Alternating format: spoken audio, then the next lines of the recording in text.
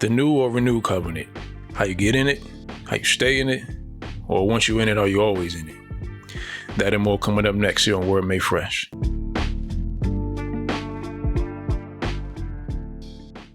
Shalom fam, thank you for tuning in here. I am Yarmayah. If you're new, I want to say welcome. If you're returning, I want to say welcome back. It's been a while, I know, but we're here anyway, so we can get right into it. You know we don't do long intros. You saw the title, saw the intro of the video. We're talking about the renewed covenant or the new covenant. May or may not make a video on what to call it. I think that's necessary. But we're looking at it, particularly how it pertains to deliverance, salvation, as commonly known. That's really the end goal here, because there's a lot of things floating around as far as how deliverance works and how the new covenant works, or the renewed covenant. And so we're going to get into all of that. But we're going to start off by looking at the previous covenants. And the reason we're going to do that by way of introduction to the renewed covenant or new covenant is because we're going to see a consistent pattern that Yah has set. And that's what really I'm going to emphasize here, is that consistent pattern. And what that consistent pattern is that Yah, in each and every covenant that we're going to look at, he has conditions. And when I say conditions, I'm simply talking about there's commands, there's consequences that equals conditions. Those conditions are always centered around commandments or his law through Ra, right? And so that's really what we're going to see, and that's what we're going to emphasize here. And so let's jump right into it. Let's get down to the first covenant where we actually see the word covenant mentioned, and that's in Barashyth. That's Genesis chapter number 9. And it's going to start in verse number 9. And this is the covenant that was made with Yhuh, and really all of creation, as you're going to see here as we read it. Look at verse number 9 and 10. It says, "And I establish my covenant with you and with your seed after you, and with every living creature that is with you." He says your seed after you. I mean, if you know how humanity works, everybody is of Yhuh's seed, really. And then he says, "Of the birds, of the cattle, and of every beast of the earth with you, of all that go out of the ark, every beast of the earth." Verse number 16. "And the rainbow shall be in the cloud, and I shall see it, to remember the everlasting covenant." I highlighted that for a reason. "Between Elohim and every living creature of all flesh that is on the earth." All right, so that's the covenant, right, that he's making with Yhuh, with all of humanity, really, and every living creature as well, talking about animals. And then Barashyth chapter number 9, Genesis chapter 9, verse 1 through 7, that's really lists all the conditions. Now, we're not going to go through all of them because it's quite a bit of reading, trying to save a little bit of time. But I'm just kind of going to summarize them. And in verse number 1 and 7, you're going to find out that they are commanded really to bear fruit and increase, multiply. That's in verse 1 and 7. Verse number 4, he says, "Don't eat flesh with blood." That's a commandment. Don't eat flesh with blood in it. And then in verse number 6, you're going to find there's another one, what we refer to as capital punishment. But really, if somebody's murdered, then they ought to be killed. Again, we're talking about murder. We're not talking about, manslaughter, things of that nature. There's differences we understand. But not my words. These are the words of the Most High, Yah, right? Capital punishment should be in place. And so those are conditions in the Yhuh covenant. And we know that they're conditions, and we know that covenant can be broken. And when I say broken, I mean, we have this idea of conditional and unconditional covenant, which I probably should have started off with. But the idea that there's a covenant in place where no matter what humanity does, their obedience or disobedience does not stop or does not prevent Yah from fulfilling his promise. And this is one of those covenants. And we're going to see that even though humanity has been disobedient, for as long as history has been around, there's always been rainbows in the sky. Why? Because this is what we would consider an unconditional covenant. Humanity's obedience or disobedience has no weight on whether or not there are going to be rainbows in the sky, right? But nonetheless, the idea is that there's commandments that can be broken, and the covenant can be broken. And that we're going to find in Yashayah chapter number 24. And that's Yashayah 24, Isaiah, verse 5 and 6. And I'll read it. The word says this: "And the earth has been defiled under its inhabitants because they have transgressed laws." I'm reading from the LSV. "They have changed a statute. They have made void a perpetual," or this word perpetual is the exact same word as everlasting. If you go look it up, a perpetual covenant. "Therefore, a curse has consumed the earth, and the inhabitants in it become desolate. Therefore, inhabitants of the earth have been consumed, and few men have been left."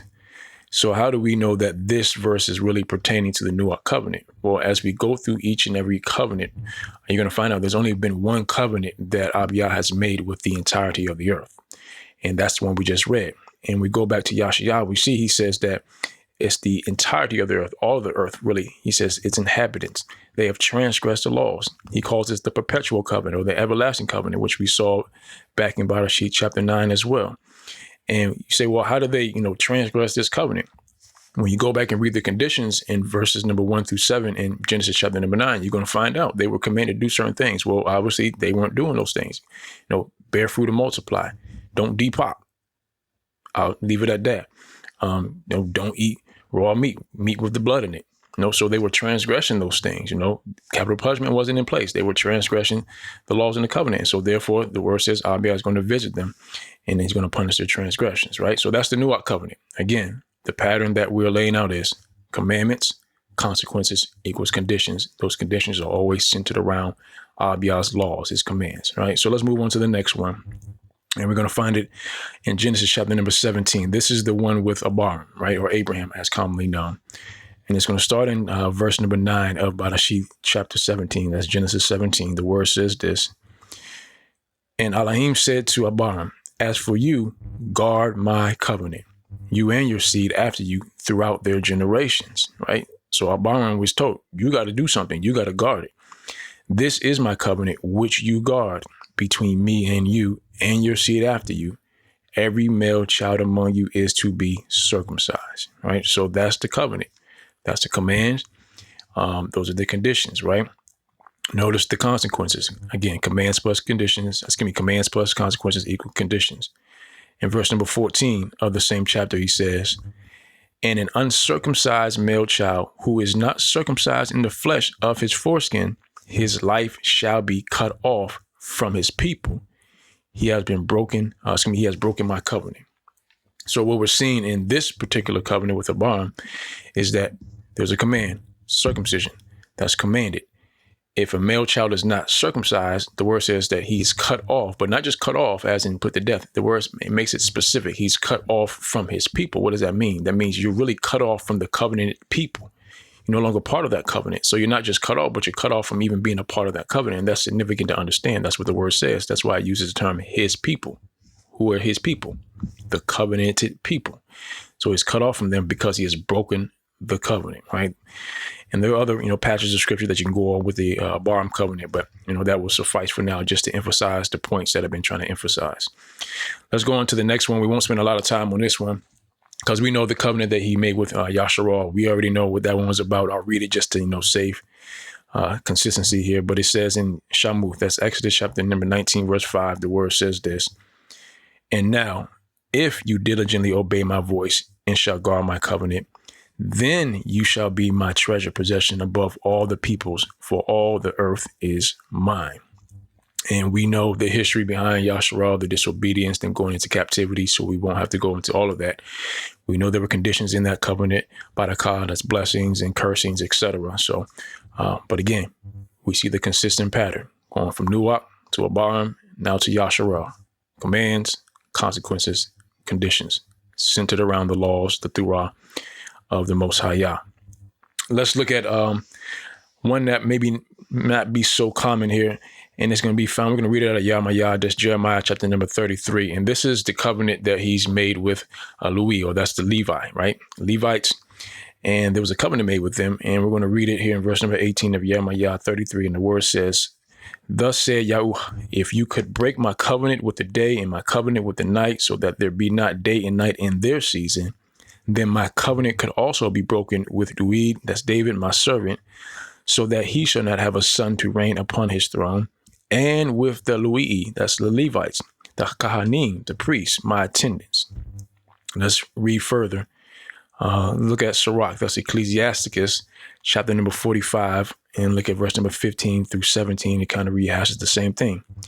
It says, Mashah, Moses ordained him and anointed him with Kadash oil. That's talking about Aaron.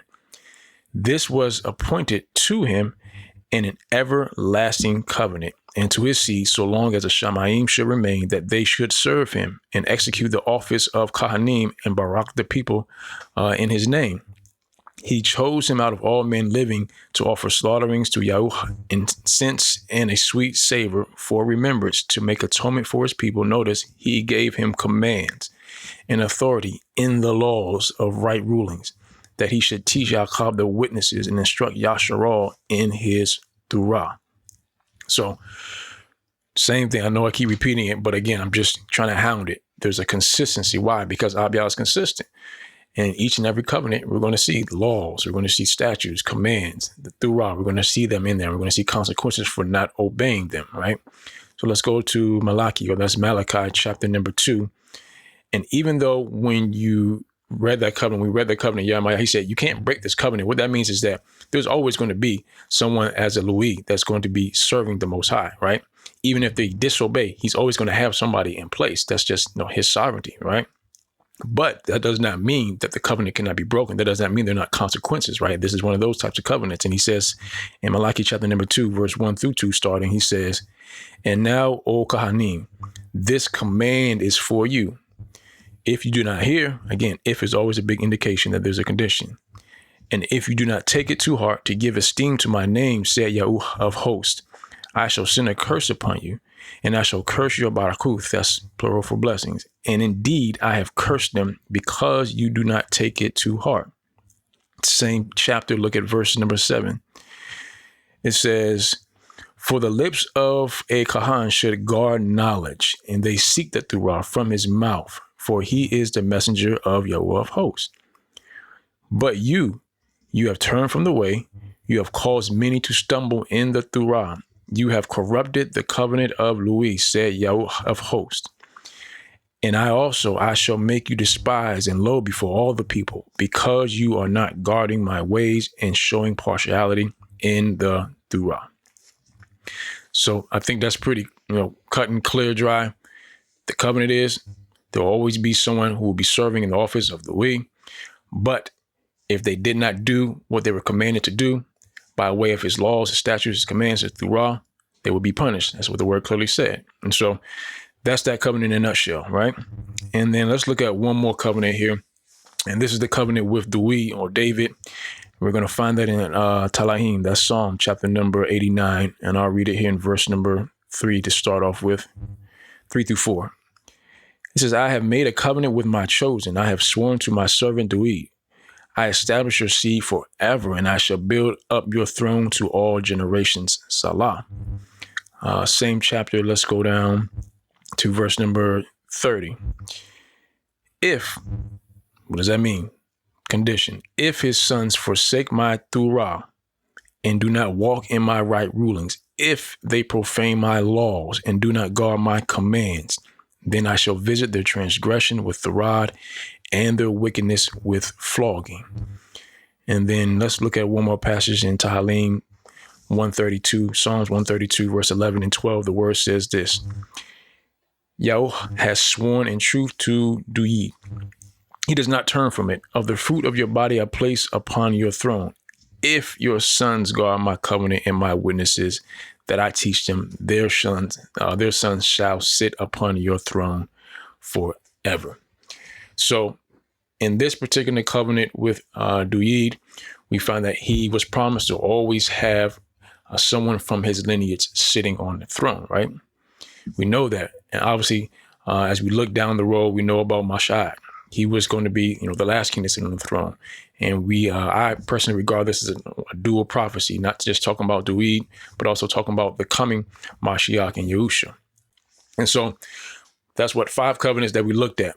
And again, what I believe to be established is that Abiyah is consistent. Each and every covenant consists of laws, commands, statutes that had to be obeyed. And if they were not obeyed, there were consequences. Some of those consequences were, depending on the covenant, you were cut off from even being in the covenant. Some of the consequences were you were just punished, you were just judged. And so with that in mind, on the next videos following up, we're going to look at how does that play into the new or renewed covenant? Is it something that you can get in and you're always in once you're in it? Or is it one of those covenants where if you break it, you could be cut off from being part of the covenanted people? So if you haven't subscribed, I encourage you to do so. Hit the notification bell so you get the notifications here. And as we sign off, as we always say, learn the word, live the word, and share the word. Shalom.